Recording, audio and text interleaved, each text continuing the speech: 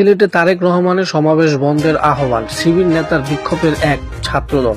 শাহজালাল বিজ্ঞান ও প্রযুক্তি বিশ্ববিদ্যালয় কেন্দ্রীয় ছাত্র সংসদ সাকসু নির্বাচন না হওয়ার কেন্দ্র করে বিএনপির চেয়ারম্যান তারেক রহমানে সিলেটের সমাবেশ বন্ধ করার আহ্বান জানিয়েছেন জগন্নাথ বিশ্ববিদ্যালয় ছাত্র শিবির সাংগঠনিক সম্পাদক ইব্রাহিম খলিল।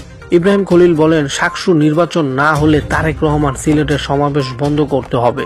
এই ক্ষেত্রে সিলেটের সড়ক ও রেল পথ যত সব যোগাযোগ ব্যবস্থা বন্ধ করে দেওয়ার কথা বলেন তিনি। তার ভাষ্য, যারা শিক্ষার্থীদের ভোটাধিকার হরণ করে তাদের কোন ধরনের রাজনৈতিক সমাবেশ করার অধিকার নেই।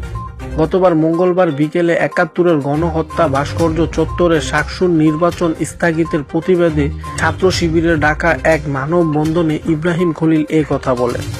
জগন্নাথ বিশ্ববিদ্যালয় শাখা ছাত্র দলের দপ্তর সম্পাদক মোহাম্মদ মোজাম্মেল মামুন স্বাক্ষরিত এক সংবাদ বিজ্ঞপ্তি বলা হয়েছে, ইব্রাহিম খলিলের করা মন্তব্যের প্রতিবাদ জানাতে বুধবার বিক্ষোভ কর্মসূচি পালন করা হবে।